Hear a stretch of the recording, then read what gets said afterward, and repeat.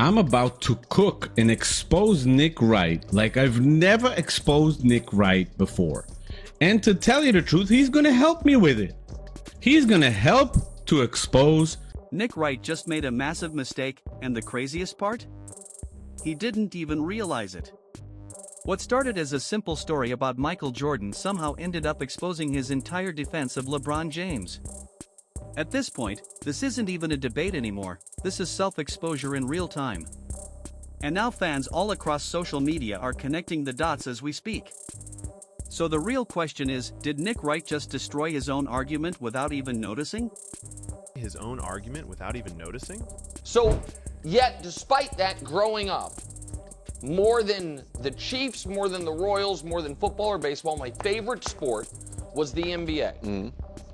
And I think it was because of a moment I had when I was 8 years old, when my mom told me, I think it's like my big Christmas present or something, that she was taking me to New York to see Michael Jordan take on the New York Knicks in the final game of that regular season. And when I have told this story in the past, in my mind, that game was deciding who had home court advantage. But I fact-checked my own memory. Here were the Eastern Conference standings going in to game 82 of that season. What you will see is the Bulls were totally locked in 2, and the Knicks were totally locked in 1, and even for finals purposes. Because the way this unfolded, it almost feels like he set a trap for himself. Nick Wright goes on TV, full confidence, no hesitation, and starts talking about how the NBA has changed. According to him, the league has gone soft. Players don't care the same way anymore. Load management has taken over. Strong words. Not just criticism, that's a full-on attack on today's NBA. But then, he tells a story. And that story? That's exactly where everything begins to fall apart. So Nick Wright is on his show with Chris Broussard, and they're talking about how the NBA season ended. And there was like 160 players that did not play, or whatever the number is. He mentions it in a clip which you're going to listen to. And he says that the NBA has become a joke. You know, even if the standings are decided, the players are sitting and teams are keeping players out and all that kind of stuff. And he gives a story from his past when his mother bought him tickets to a final season game when he went to New York when the Chicago Bulls played the New York Knicks in the 82nd game of the NBA season. And then when he went into the game, he watched the game. Michael Jordan played 38 minutes and Patrick Ewing played 40 minutes in that final NBA regular season game.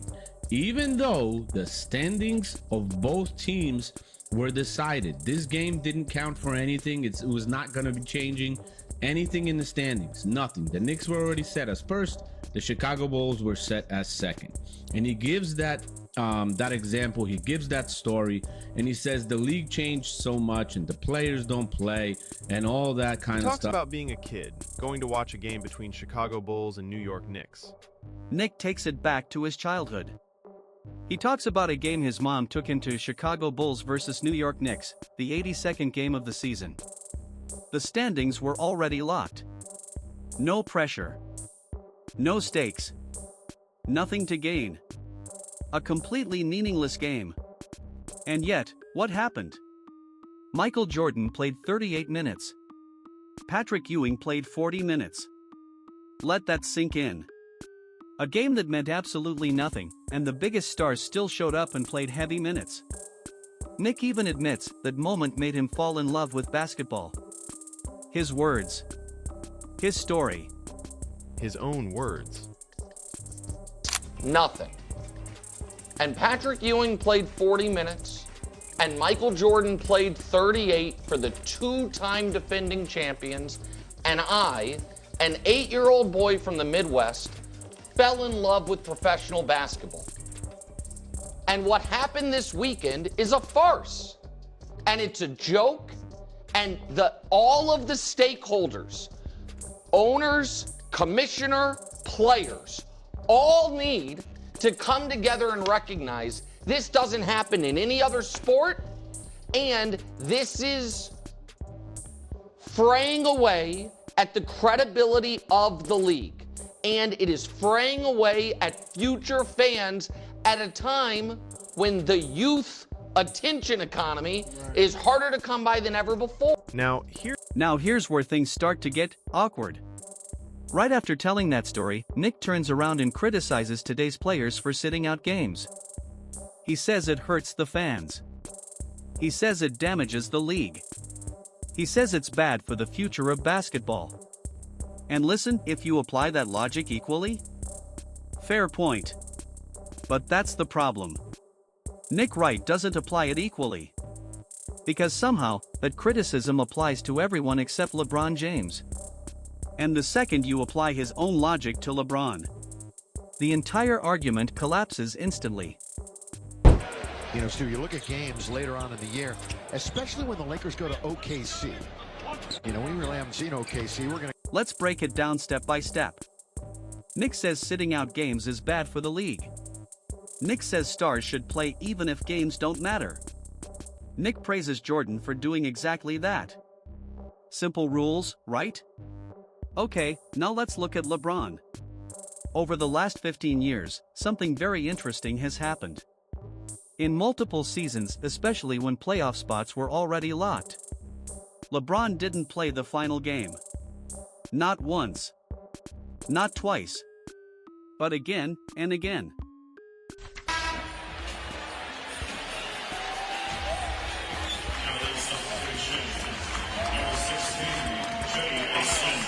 Jetty Osman will come in. LeBron James congratulating some of the Warriors, and we'll get a standing ovation here at Quicken Loans Arena. We're talking about season after season where the final game comes around, and LeBron is either resting or barely playing at all. Now suddenly, Nick's argument isn't so simple anymore. Because if playing meaningless games matters, if showing up for fans matters, if that's the standard Michael Jordan gets praised for, then that same standard has to apply to everyone. No exceptions. Not even LeBron James. You won't see anything from me tonight. Unfortunately, I will not be in uniform tonight. Still dealing with ankle and foot discomfort, so I will not be playing tonight, unfortunately. I hate that. Not a small detail. That's not a small detail, that's a pattern. And this is where the sarcasm practically writes itself. Because you've got Nick Wright sitting there criticizing modern players for resting, while defending a player who has done exactly that for years, LeBron James. So what are we doing here? Is resting bad for the league or not? Because it can't be both. You can't say sitting out games is ruining basketball, and then ignore it when your favorite player does it. That's not analysis. That's selective memory. And fans? They're not blind. They catch this stuff instantly. That's exactly why the reaction online has been so strong. People are watching that clip and asking one simple question. Wait, didn't LeBron do the same thing? And the answer is yes. Yes, he did. And that's the part Nick Wright didn't think through. Because the moment he used Michael Jordan as the example of greatness, everything changed. Show up. Play. Give fans their money's worth even when the game doesn't matter. That's the standard he set. And once you say that out loud, you can't control what happens next. Because now that standard applies to everyone, including LeBron. And this is where things get messy. Because LeBron's career has been different. He's managed his body. He's picked his moments. He's focused on longevity and long-term success. Some people respect that. Others don't. But here's the key point. It directly goes against the exact standard Nick Wright just praised. And instead of addressing that, he ignores it. That's the real issue. Because if he came out and said, "Yeah, LeBron rests too, and I don't like that either," then fine. That's consistent. That's fair. But that's not what happened. Instead, we got one set of rules for the league. And a completely different set for LeBron. And that's why this blew up. Because fans don't like double standards, especially when they're this obvious. Now take it a step further. Nick didn't just praise Jordan for playing. He used that story to claim the old NBA had more integrity. That players cared more. That the game meant more. That's a strong claim. Because if the old era cared more, then the current era, by definition, cares less. And who has been the face of this era? LeBron James. So whether Nick meant to or not, that criticism circles right back to him. That's the irony. He's trying to defend LeBron. But his own words are doing the opposite. He's building a case for Michael Jordan, while weakening the case for LeBron at the exact same time. And it gets even deeper when you think about influence. LeBron has been the face of the NBA for nearly 2 decades. Young players watch him. They copy him. They follow his habits. So if resting becomes normal, where do you think that comes from? Top players set the tone. That's not controversial, that's just reality. So when Nick criticizes modern players for resting, he's also criticizing a system that developed during LeBron's era. Again, not a great look for his argument. Now, to be clear, this doesn't mean LeBron is wrong for managing his body. That's a completely different debate. This is about consistency. If resting is bad, it's bad for everyone. If it's okay, then stop calling it a problem. You don't get to switch depending on the player. And that's exactly what fans are calling out. Because this wasn't some deep research or hidden stat. This was right there, in plain sight. Nick Wright said it himself. He praised Jordan for one thing, and ignored that LeBron didn't always do that same thing. And that's why this moment hit so hard. It wasn't forced. It wasn't twisted. It was simple. And honestly, that's what makes it brutal. Because the strongest arguments are the ones that come from your own side. And in this case, Nick Wright handed critics everything they needed. Now let's really slow this down. Because this is where it becomes impossible to defend. He didn't just mention Michael Jordan. He made him the gold standard. The example. The proof. And the moment you set a standard like that, you invite comparison. You're basically saying, judge everyone else by this. And that's exactly what fans did. No analysts needed. No breakdowns needed. Just basic logic. If Jordan played in meaningless games, then why didn't LeBron always do the same? And remember, this isn't about one game. This is about a pattern over years. Because when you look at the history, there are multiple seasons where LeBron either sat out or barely played in those same situations. That's not opinion. That's record. And this is where the sarcasm really kicks in. Nick talks about resting like it just appeared out of nowhere. Like it dropped from the sky last week. But that's not how trends work. Trends start at the top. And for nearly 20 years, the top player, the face of the league, has been LeBron James.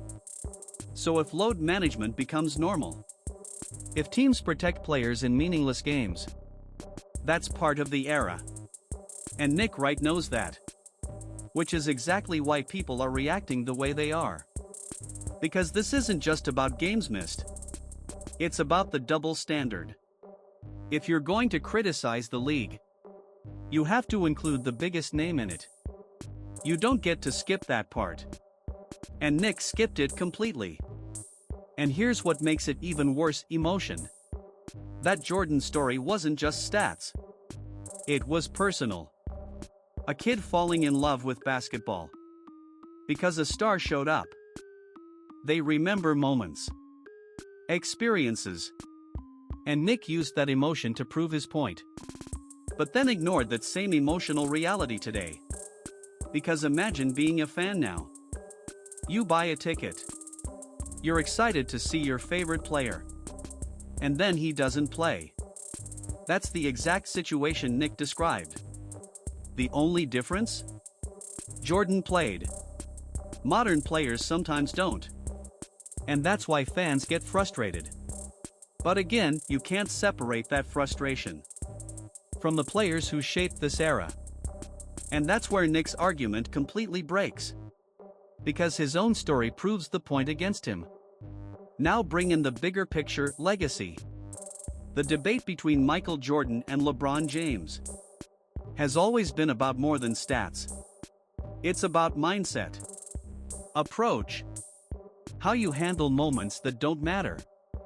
Because to some fans, Jordan playing those minutes equals commitment, respect for the game, something extra. And when they see LeBron sit in similar moments, they see something different. Fair or not, that perception exists. And Nick Wright just added fuel to it, without even trying. That's what makes this so interesting. He didn't get exposed by critics. He exposed himself. One story, one comparison. And suddenly, the entire argument flipped. Now let's be real. LeBron's career is incredible. Longevity, championships, stats. None of that changes. But when you're talking about the greatest ever, every detail matters. And this is one of those details. Because effort in meaningless moments says something about mindset. And Nick Wright made that point himself. That's the key. He created the standard, and then failed to apply it equally. And that's why fans aren't letting this go. Because this isn't about hate. It's about consistency. If something matters, it has to matter for everyone. No exceptions. And that's the lesson here. Nick Wright tried to criticize the modern NBA, but ended up raising questions about the very player he defends.